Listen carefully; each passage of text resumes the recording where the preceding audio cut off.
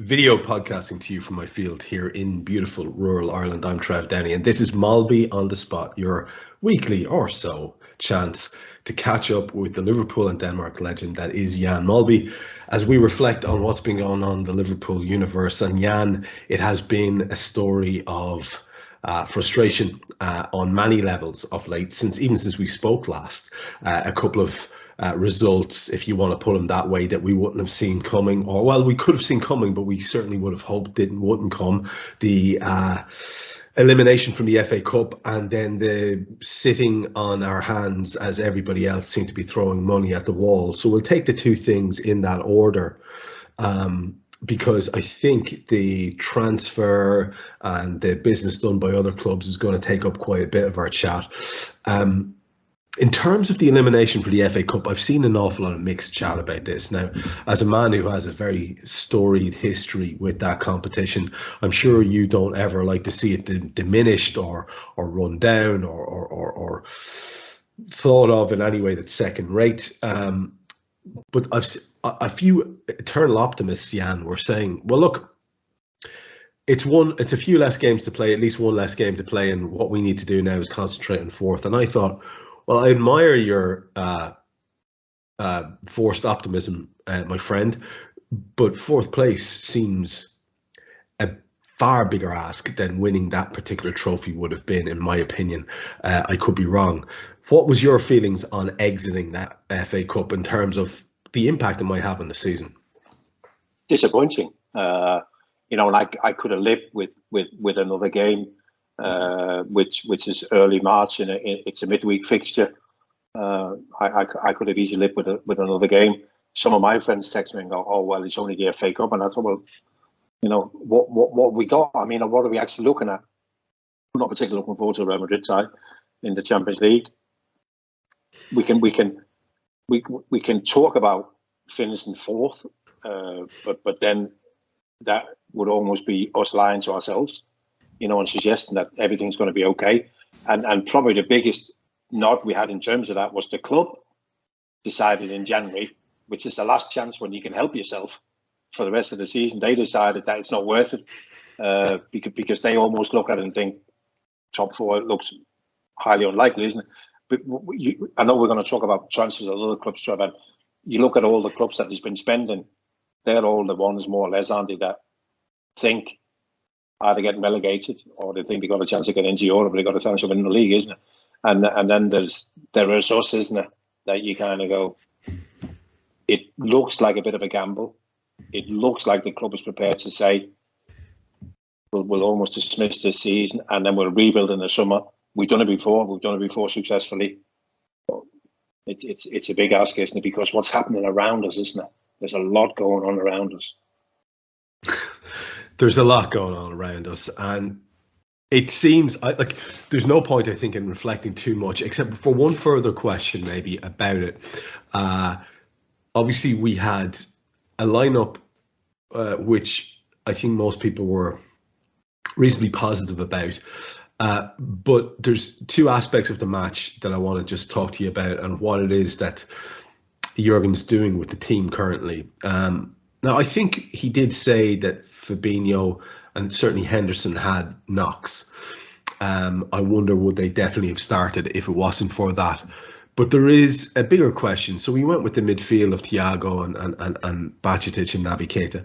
And I think if they're performing all three at their top level, it's a formidable enough midfield. It's an exciting midfield. It's a progressive midfield. And there's a bit of energy there from the kid and from Naby and Thiago's guile. And if it's going well, it could be very good.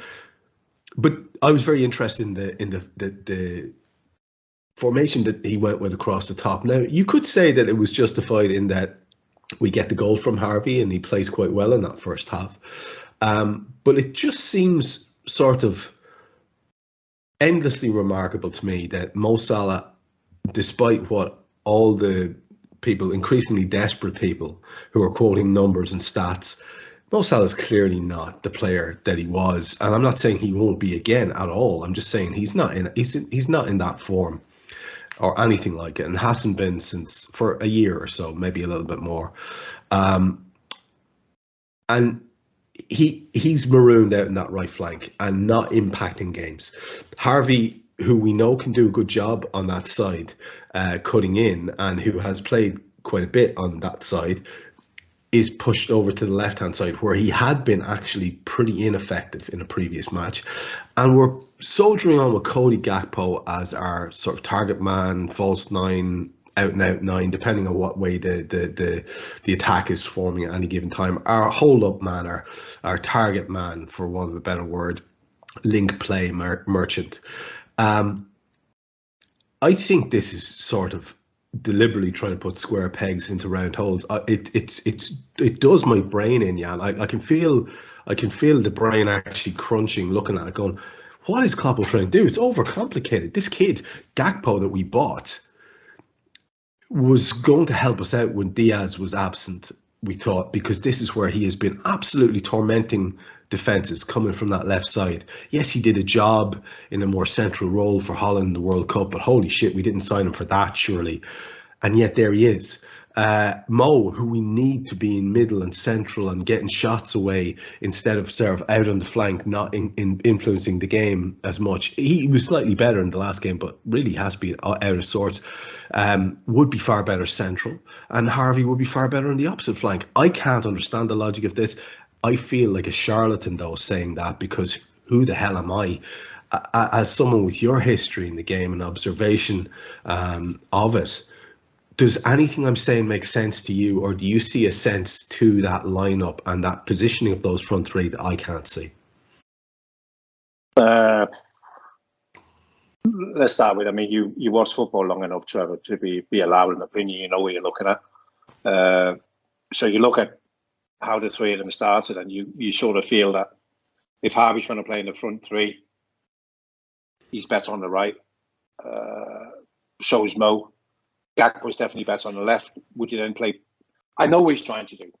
We're missing Bobby. As much as we maybe a year ago thought Bobby's influence at Liverpool was waning a little bit in it, but we're missing Bobby.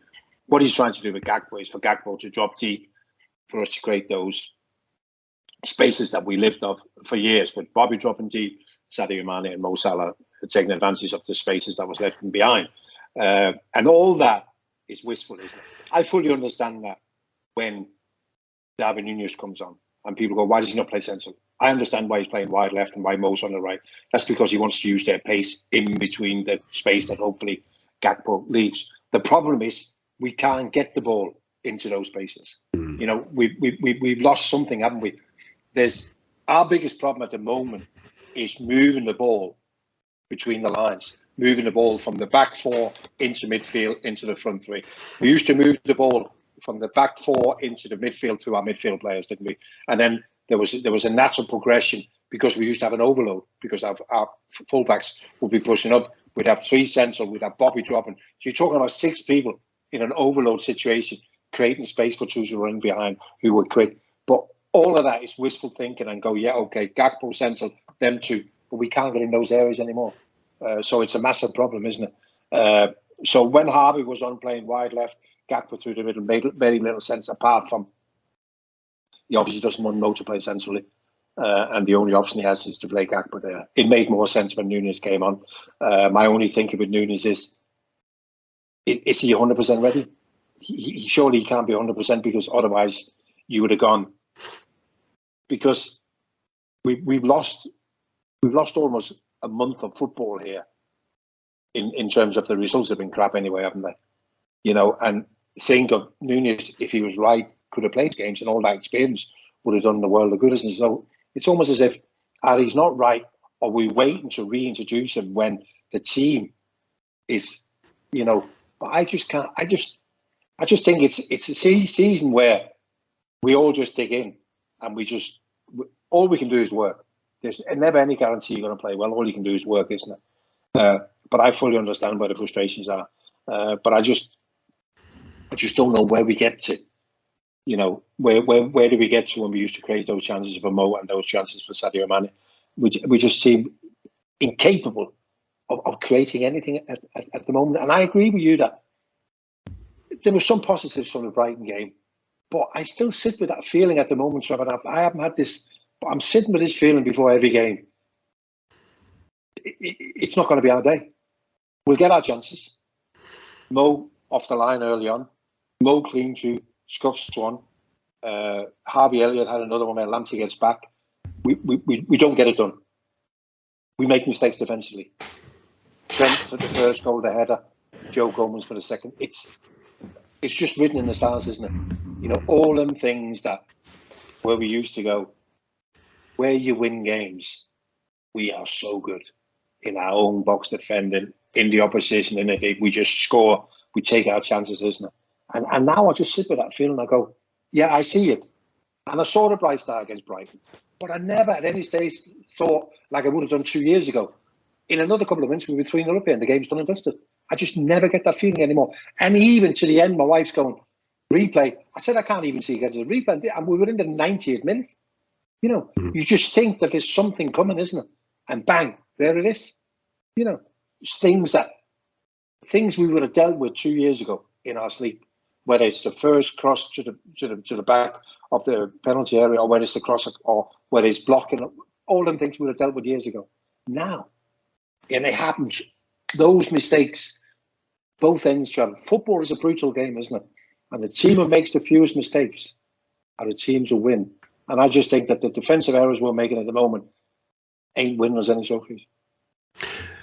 Now, it's going to come back into sharp sort of relief and contrast in a second when we look at what everybody else seems to be doing, Jan, to build on what they've got or address issues that they feel they have. And after the match, and this is just opinion, I'm not trying to put you in a position to make any statement one way or the other, and it's a very divisive issue. But let me just tell you from a fan's perspective, the conversations around the whole FSG thing have changed in tone a little bit after the window is shut. I've seen lads who were falling over themselves trying to say, just back Klopp, or it's not FSG's fault, it's Klopp's fault as well, or all sorts of a range of opinions about why things weren't happening. When the window closed and there weren't so many as a couple of loans, a few more sort of slightly better Arthur Mello type deals done. And when the word being leaked out that there was no value and no availability and stuff like that, I think it's remarkable to watch some of these guys. They've flipped. They're angry at the lack of addressing of the issues. And I count myself among those people. I don't feel the need to shout and roar about it. I don't think it does any particular good. But here's where we come to the crux of this question. When Jurgen was asked after that game, there was still a couple of days left before the transfer window closed, and he was asked, the poor bastard of a reporter had to put the question to him. And the way he said that, no, there won't be anything done, all good, like this at the end, to me, there was a lot of frustration in that, Jan. And I wonder what you think, because I've heard all sorts of wild opinions. Oh, he's a yes man. Oh, he signed a contract. He's comfortably seeing his time out. And all of these things fly in the face of the character of the man that we've seen so far. It doesn't make any sense to me as a judgment of him. So I'm wondering, is he genuinely really frustrated? Do you think that that's a situation? I thought that's what I was picking up. And I think he just doesn't see any particular benefit in blowing things up like, say, a Rafa would or a Tony Conte would. If they're not getting what they want, they just fucking roll a grenade in there and see what happens. That's not really Klopp's style. And I think a lot of people are a bit pissed off at him for that. Does that make sense? What was your take on that attitude that he seemed to have, where he was sort of at least mouthing the words that it's fine, we don't need anyone? I don't for 1 minute believe that Klopp is a yes man. I believe he's very much his own man, and I think he's proved that. I think he's proved that in everything he's done ever since he became a manager, in terms of the decisions that he's made with the clubs he's been with, in terms of the choices he's made, where he's decided to go. And you can look at, and many people won't remember, Dortmund before he took over, what mess they were in, isn't it? You know, and all them things, isn't it? So he's not a yes man, but he's also somebody who understands that for the greater good and the damage you can do by throwing. I mean, Rafa, you know, we look back at Rafa and the things that he did, and could some of those seasons have turned out different?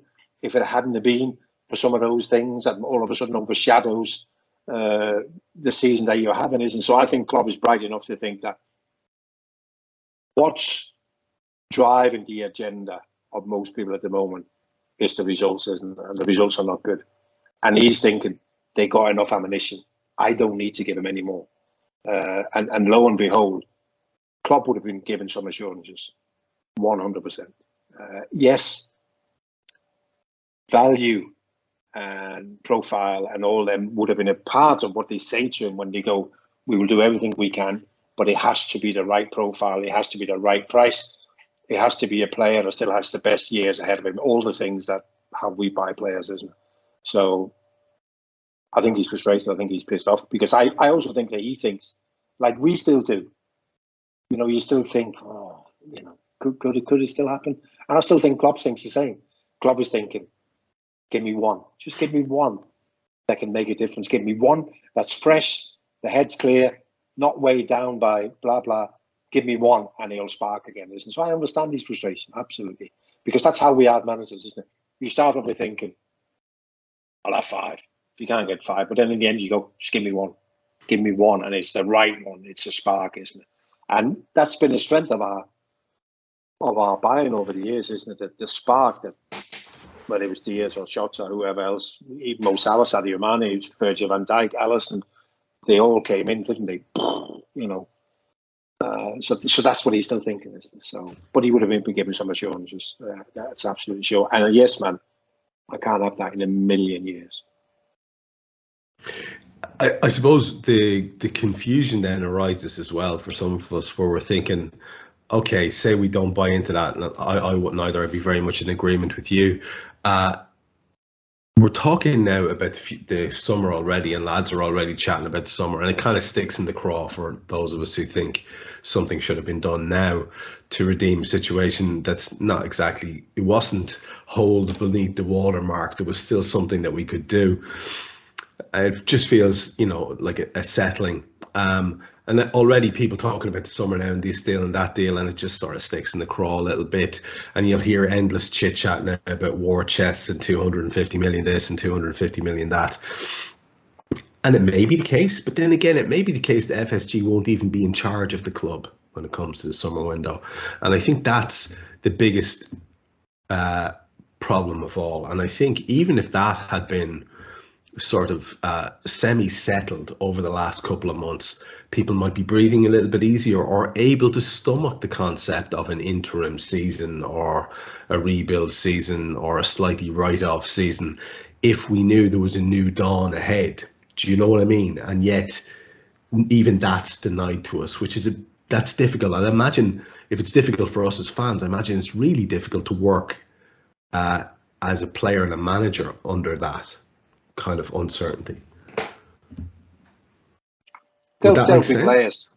Yeah, there'll be players, and Klopp is very close with his players, and there will be players, and just to name a few, but they'll be the likes of Henderson and Milner and Van Dijk and whatever. And they'll be talking in. I mean, when I was at Anfield as a young player, I saw, people like Alan Hansen and whatever talking to Kenny, isn't he? You know what I mean? Having a little bit more insight than what we do, and these guys will be going to the manager, going, "Where are we going here? What's happening?" Because as much as you don't think it's you that needs replacing, but you can also, as a player, see that we need a bit of help.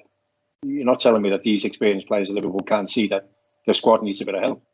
So they'll be giving the manager notes and going, "What's going on, Gaffer? Are you doing anything?" And I guess he was saying, war chest. Maybe he's saying that, we've got big plans in the summer. But I totally agree with what you said before in terms of the owners, isn't it? I mean, I guess if you want to sell the club, it has to become public knowledge, yeah. So we can't criticise them for that. They did what they had to do and made it public, isn't it? But the fact that we're not further down the line is frustrating. And I also think that, and this is where there's no hiding places really, Trevor, because you understand how expensive it is to be in the Premier League. If you look at what some of the other clubs have done in January, and I'm talking about whether that's Bournemouth or Southampton, the money they spend, how expensive it is for them to try and achieve what they want to achieve, which is 17. we want to achieve a lot more than that. And you look at Chelsea, who are below us. What kind of outlet they've had, isn't it? It costs a fucking fortune to be successful in the Premier League, but you do get it back with both barrels. Yeah, and you kind of queued us up beautifully to go to that topic of what's going on with other clubs and the moves that they've made. And I think we should give some time to it, because at least there is something to talk about in that regard. We'll come back at the end and we'll look at Liverpool's run of form, fixtures ahead, and specifically the Wolves game. But for now, let's just turn our attention to some of the business done by, I'd like to say rivals, but they're not rivals currently for anything, because they're just ahead of us, and it's as simple as that. If we start with Arsenal, their window was the following. They brought in Leandro Trossard for £27 million. They had, of course, been one of the clubs looking to pry Caicedo away from Birmingham. They also got Jakub Kiwior from Spezia for 21 million, and Jorginho at the last minute there for 12 million from Chelsea, which could end up being quite canny indeed. And I think they lost Cedric Suarez on loan to Fulham. Marquinhos went out as well. Lokonga went out. In terms of a window for a club who are sitting pretty at the top of the league, and trying to strengthen from a position of strength, what do you reckon to that window by Arsenal? Well, I think we need to add that they also agreed an 80-odd million fee with Shakhtar Donetsk for Mudryk, that then decided to go to Chelsea instead, and they bid 70 million for Caicedo. So again, this is a team that's clear at the Premier League, realising what it cost. Now they ended up spending, and some people might look and go, but they still ended up spending close to 60 million. But they were prepared to spend a lot more. They did understand that this opportunity of being close or ahead of Manchester City can only be maintained by spending money. So how have they done? I think they've done okay. I wouldn't say they're an A or an A plus, but possibly a B. I think they've done okay. I think what was evident once they didn't get Mudryk, which I think he's going to be a player in Trevor, there's no doubt in my mind whatsoever. I think what then became important for Arsenal was to get players who played in the Premier League. And then you look at Trossard and you look at Jorginho, they'll be the two of the three that they bought that's going to be playing this, and they both played in the Premier League, and I think that was important for Arsenal. Well, if we can't get exactly who we want, let's take players who don't have to settle in. So I think Arsenal have shown real ambition. And maybe not so much in what they got, but in what they got close to getting. Absolutely. The intent was there. And I think whereas we may have had some intent, we end up with hands with nothing in them. At least they get in a couple of Premier League solid citizens like Trossard and Jorginho. And as you say, they would probably feature and maybe feature in a title-winning season. Villa got in John Duran from Chicago Fire and Alex Moreno from Betis for 13, and they saw a lot of people going out, Danny Ings and Aaron Ramsey and others. But kind of unremarkable enough window. But you mentioned Bournemouth earlier on, and I mean, they really have thrown quite a lot at it. They're sitting third from the bottom on 17 points, with Wolves on 17 points just above them. West Ham on 18. Oh, sorry, no, hang on, I've got my points all wrong here. I don't know, actually I'm right. But they're having a right go. So they get in this kid called Utara from Lorient for £20 million. Semenyo comes in from Bristol City to Bournemouth for 10.5. They get Darren Randolph over from West Ham on free. Matthias Vigna from Roma comes in on a loan. Zabarny comes in from Dynamo Kiev on loan, and a Traore lad from Sassuolo on loan as well. Now, there's a little bit of money got spent there in terms of Utara and Semenyo. What do you make of Bournemouth's attempts to sort of solidify their position and keep themselves in the league? Does that represent enough of an effort on their part, do you think? Yeah, I think they've done a good job.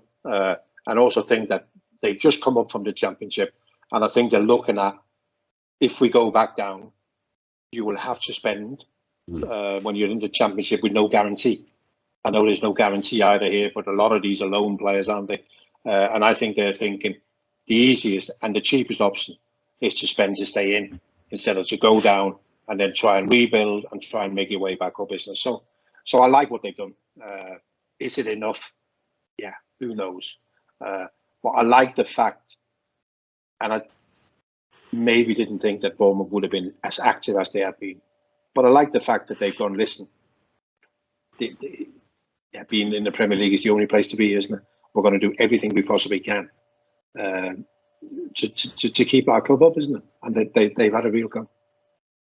Yeah, the bunching in the table is remarkable. So you've got two clubs on 15 points at the bottom: Everton, Southampton, Bournemouth, Wolves, West Ham, Leeds, Leicester, all within a point of each other on 18 or 17 points respectively, from 14 down to 18. That is remarkable. That's like just concertinaing it in really tight.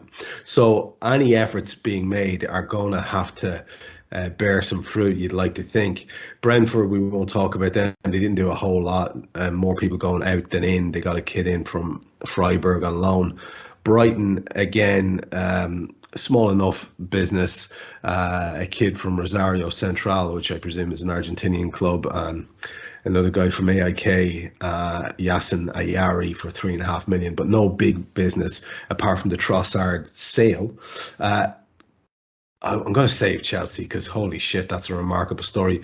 Crystal Palace did a few bits. They got Ahmada from Stuttgart and Lokonga from Arsenal on loan.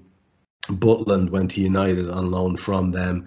But Everton's one that we should look at, because if we look at the table, Jan, I just mentioned Everton, they're joint bottom. And if we are frustrated as Liverpool fans, holy shit, can you imagine being a Blue Nose tonight? They literally got nothing in. They let their prized local gem, Anthony Gordon, go, and it seems to have left a bad taste in the mouth of fans. I'm not sure if it was a thing he said or the way it was done, but anyway, he's gone. They also lost Rondon. I don't know if that's a massive loss to them. A fella called Tom Cannon left. Broadhead left. Some other assorted various people went off on loans from the club. But Gordon's the big loss there in terms of their squad. They get £45 million for him. So I have a couple of questions there. First of all, and we might as well talk about Newcastle in relation to this. I have still to see 45 million worth of a value in Gordon. I think there's a bit of hype about the kid. Again, I could have a very wrong take on that. But how about the concept of them doing nothing to address the situation that they're in? It is remarkable. It's almost like acceptance on a level that we're talking about with the Reds. I think we could do a whole podcast on Everton, Trevor. It is quite a situation they find themselves in. To sell Anthony Gordon, I don't have a problem with that. I don't see it either. And believe me, Trevor, if he does come good, it won't just be me and you. There'll be a whole host lining up and saying, I didn't see that one coming. I always thought the idea was, when you sell a homegrown talent for 45 million, that is 45 million of profit, yeah, and that goes straight to your account, and then that gives you that money to spend. And I thought that was the plan. I thought that's why it was so important to sell Anthony Gordon. We should get that 40 plus 5 ready to go, and then they go out and spend, isn't it? And to think that they didn't have their players lined up is quite incredible, isn't it? They have a director of football. I know that the manager, but they have a director of football. The fact that, and they must have surely promised Sean Dyche something. They must have said, we're going to do, not we're going to try and see what we can do. No, we're going to do. And I also believe that, I haven't seen this quote, but I believe that the chairman also said in January to a fan in an interview that we will at least be bringing in one striker in January. And then to end up in the position they're in, it's, Trevor, it's fucking criminal. It is criminal. I wonder if you're Dicey there now tonight, who knows what's going on behind the scenes, but like you, I would imagine he was promised something.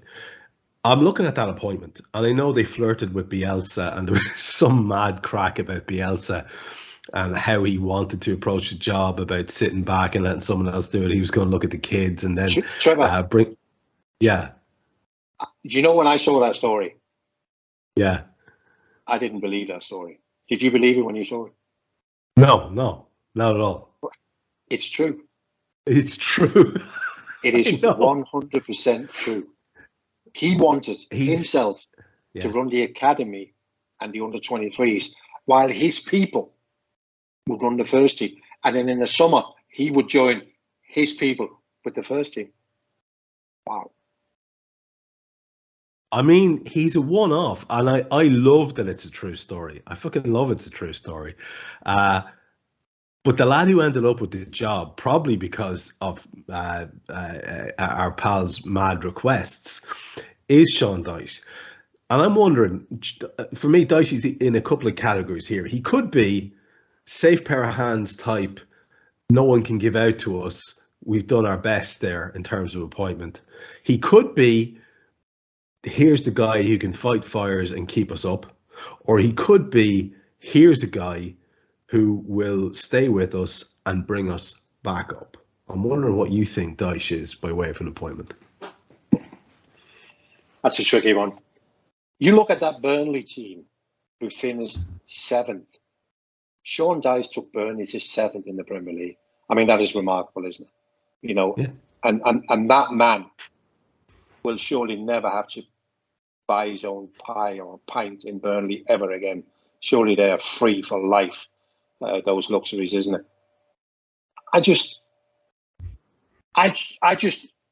you know, people call him a firefighter. I don't think he is. I think he's a guy that it takes time. And I don't think he's ever been thrown into a situation like this where you go, we need results now. You know, he's come up with Burnley from the Championship, but with an established team that played Sean Dyche football.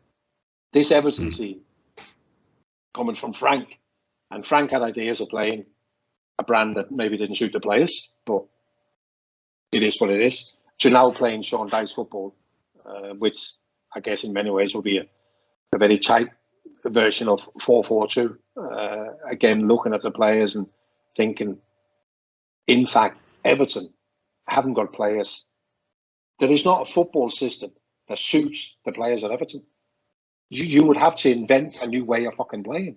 It is horrendous. So, do I think Sean Dyche is a good appointment? No.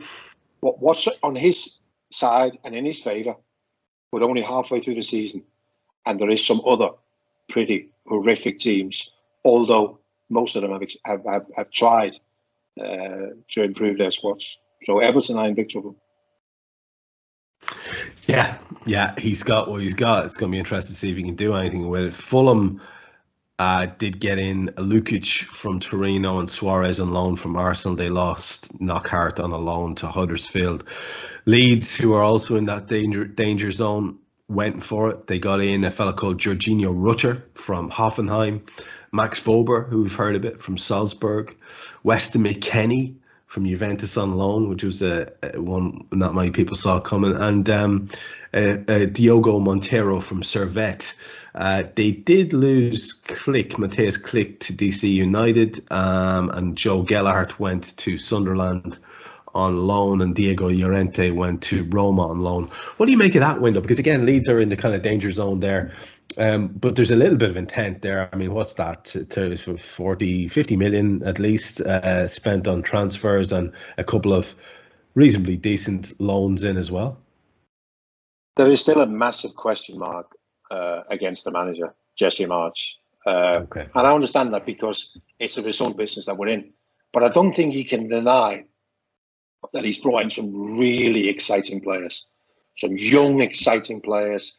Last summer, he brought in Tyler Adams and Brendan Harrison and the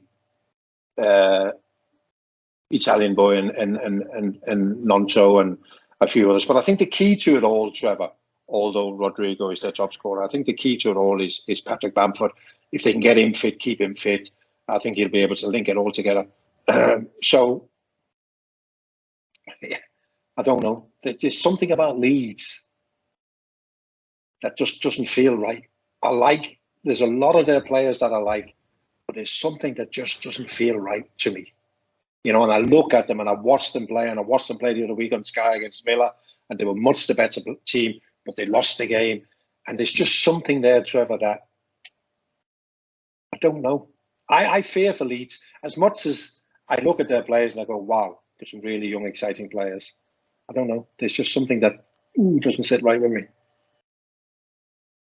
Yeah, the guys just informed us as well that apparently Weston McKennie is a 35 million option to buy in the summer as well. And that guy from Servette was an undisclosed fee. I meant to mention that as well. So there's some money has changed hands there. So yeah, I agree with you. It's hard to understand what's going on there, or what exactly they're going for. Leeds, who are also in some financial bother, Leicester, who are in a little bit of financial bother and who are only sitting on 18 points. Like I say, the northernmost of those clubs, who are all within a point of each other towards the foot of the table. They had, again, for a team that has no money or is in trouble, they've gone out and gotten Victor Christensen in from Copenhagen, which we were talking about before the mics went live, before my visit. They've got Harry Suter from Stoke City for 15 million. So that's 15, 17, what's that, 32 million spent. A kid in from Syracuse University on an undisclosed fee, and Matthias Tete from Shakhtar Donetsk in on loan. Ayoze Perez went to Betis, and Mark Albrighton went to West Brom. Of the first teamers or first team squad that people would have known. Leicester, what do you make of that, Jan? It's hard to understand what's happening there exactly, with the club in general, with the manager. There's a lot of grumbling about finances and stuff like that. Is that showing enough intent, Christensen and Suter? Well, probably not. I think Christensen will need a bit of time. He looks a very exciting young player. And Suter, he's a giant of a centre half, but he's come from the Championship. Can he go in and make a difference? I don't know. I look at Leicester and I almost think that too good to go down. But then when you look deeper and you go, where is... So a few years ago, we were talking about Pereira as one of the best fullbacks in the country, but injuries and he's not found his form. Centre halves, Fofana, but Fofana's gone now. Sörenschu's never found his form. Johnny Evans is injured. And I think their biggest problem is up front. You look at Patson Daka, who I thought would have been better by now. But the more I see, evidently, that he's never going to be a regular goal scorer in the Premier League. Iheanacho, I like as a squad player. Nice touch. He's a cool goal scorer. But again, not sharp enough to get enough goals. And Jamie Vardy, 1 goal all season. They got big problems. And again, a bit like Leeds, I look at them, and we spoke about this before the World Cup. What would the World Cup do to various clubs? Well, the World Cup has been a disaster for Leicester, because just before the World Cup, they picked up 1 or 2 games. Since, it's been a disaster, and spending money, but almost casually, almost arrogant, spending money for the future, when you're kind of thinking, what about now? What about right now? Yeah, familiar story. City, who are 5 points off the top, and I believe they have a game more played than Arsenal. I could be wrong there. I will double check that, but right. I think that's right. So possibly you have to think pessimistically if you're City. That's 8 points off the top. They have decided to keep the squad they have. God love them with their ridiculously small squad of average players. I think a fella called Perona came in from Villa Sarsfield. But for me, the interesting story about City was in a window where like I say, there's that gap. They're nowhere near their just glorious best, and Arsenal have their tails up. They allowed João Cancelo to go to Bayern Munich on a loan with, I think, an option to buy. And also another guy who's been absolutely central to them, their mercurial attacker, who I'm not awfully fond of as a fella, but wow, he's a very good footballer. Bernardo Silva was apparently also available for getting, should anyone come in and do the right kind of deal.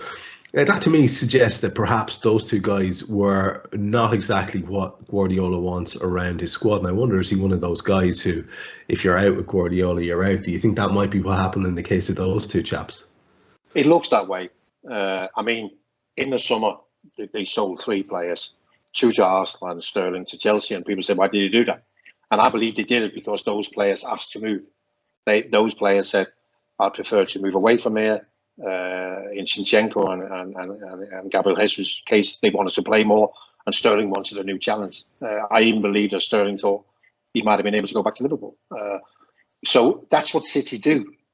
You know, if you don't want to be at City, they will try and explore and see if they get rid of you. But Bernardo Silva is a strange one, isn't he? He's a really good footballer. And of course, João Cancelo, who he's just a Manchester City player, isn't he? He's a Manchester City fullback. He's attacking. He makes great decisions in the final third. You know, he's a terrific footballer, and what a good signing he is for Bayern Munich, isn't he? So, and also, almost again casually, we're letting him go, and we're not looking to replace him, leaving themselves with, okay, Nathan Ake's done well as a left back, but the young boy Gomez that he brought in from Anderlecht, and Lewis and Walker as right back.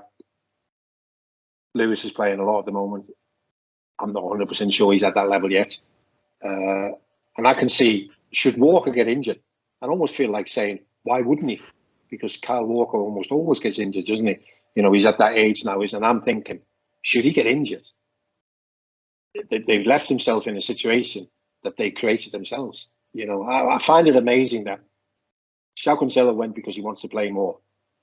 Same for all footballers who doesn't play, surely. You know, if you don't play, you want to play more, isn't it? Is that enough? Disruptive? But, you know, surely every squad with 25 and all the youngsters, every club has to deal with that, don't they? You know, unhappy players. So it's a bizarre one. Speaking of bizarre ones, we've got Man United in 4th position, and currently they have a good tight grip on that because they have a game less played than Spurs, who are 3 points behind them. And they're level with Newcastle, who may or may not last the pace in that top 4. So they're in a decent, healthy position, Manchester United. But they've decided to go on the cheap in this particular transfer window. They got rid of Ronaldo and the trouble and the wages and all the rest of it. The kid, Axel Tuanzebe, went out to Stoke. But they've gotten in Marcel Sabitzer, which seems like a canny enough move on loan. Jack Butland has come from Crystal Palace on loan. And Wout Weghorst has come from Burnley on loan. And it has this sort of whiff of penny pinching business that you might expect from a club that's not Manchester United. I wonder what you make of that business. Is there a level of arrogance about them there that they're quite confident they have enough in that squad now to hang on in that position at least and see the job out? Are they looking around them and saying, not a whole lot of threat this year, we should be fine, we'll address the squad with some useful additions, but not necessarily anyone who's going to pull up trees? What do you think of that business? I think they're a little bit in the same position as we are in terms of ownership. Also, Manchester United is up for sale. And I think the Glazier, who at the best of times don't have appetite for spending an awful lot of money, have decided that no more money. Plus, they've overspent in the last 2 windows. And I also think that they're quite impressed with the job that Ten Hag has done. And they've still got a couple of players to come back. Anthony Martial and Jadon Sancho to come back into the squad. So that should improve. And my biggest problem with Manchester United is that people are telling me that Wout Weghorst is a good signing. I don't see that. I don't see him as a good signing. Manchester United mainly are at their best when they play on a counter-attack. But you can't play on a counter-attack with a guy who can't run. It's as simple as that. Sabitzer, I agree with you. I think he's a really good player. I like him. He's a smart player. He's got a little bit of everything in him. He can also take part in the sort of high energy press. So I like him, and of course he was brought in because of the injury to Christian Eriksen. He's out for 3 months, so they had to do something. But again, it was alone. It was alone because, as I said before, they don't want to spend, and they have overspent. My biggest concern with Manchester United, in fact, it's not really a concern, but I think too many of the same players are being asked to play and play and play. And let's not forget, they're still in 4 competitions. They're still in the Europa League. They're on their way to the final of the Carabao Cup, and they're still in the FA Cup, isn't it? And it's the same players, the same players will be playing the 2 semi-finals against Forest. He put a strong team out against Reading in the FA Cup, isn't it? I don't know whether they're going to run out of gas, or even worse, injuries might affect them because they are still very vulnerable. We could do this all day, and Nottingham Forest signed another 57 players to bring their total to 146 or whatever it is. Remarkable stuff. I mean, they're the polar opposite of Liverpool. They just keep throwing shit at the wall and see what sticks. I kind of admire it in the way that I admire the same attitude from Chelsea. We're going to talk about them in a second. Southampton got in a kid called Sulemana. They have Onuachu from Genk and Carlos Alcaraz from Racing, a kid from Zagreb called Orsic. They're having a go. Spurs, after Tony Conte's bit of a strop, got in a fullback, Pedro Porro from Sporting Lisbon, highly rated. And they nicked Danjuma from Villarreal under the noses of Everton, which was good crack for us as well. But we have to finish before we have a quick look at the Liverpool match, and people will notice how little time we're giving to that because we're both a bit shell-shocked these days. We have to talk about Chelsea and the remarkable window which saw them get Enzo Fernandez for a British record on deadline day, Mudryk for £88 million, Christopher Nkunku from Leipzig for £63 million signed, Benoit Badiashile for Monaco, £35 million. They got in Malo Gusto from Lyon for 26.3. Madueke from PSV for 26 million. Andres Santos from Vasco da Gama for 18 million. Fofana from Molde for 8. And João Felix, we've heard all the stories about and saw, who came on loan from Atletico Madrid. All of this only with the loss of Jorginho to make up 12 million of the, whatever it is, well over $500 million that's been spent by Big Todd Bowley and his pals. It is a remarkable statement of intent, if nothing else, Jan. And I will openly admit, as a fan, to being utterly envious of it. I've seen fellas sitting up on their high horse saying, well, these signings don't make any sense, and from a football perspective, and stroking their chin and chatting about the logic and what's this? It's a crazy. Maybe it is, but I don't think that's going to keep you warm at night.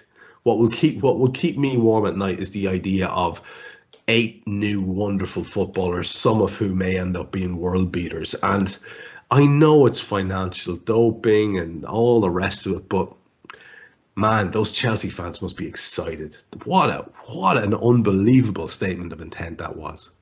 And that's exactly what it is, isn't it? It's intent, isn't it? And that's all football fans. Football is about hope, isn't it?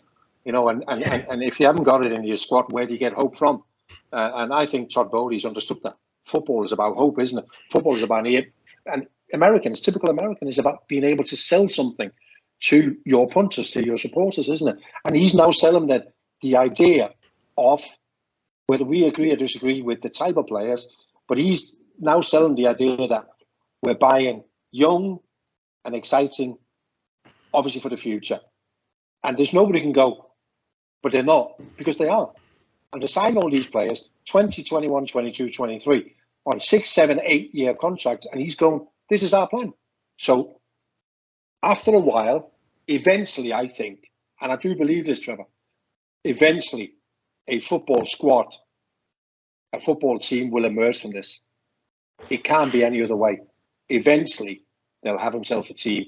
And that's why when we were talking about before, with Liverpool and what's happening around us, City and Arsenal are better than us at the moment. Manchester United on the right tracks. Chelsea are surely on the right tracks, isn't it?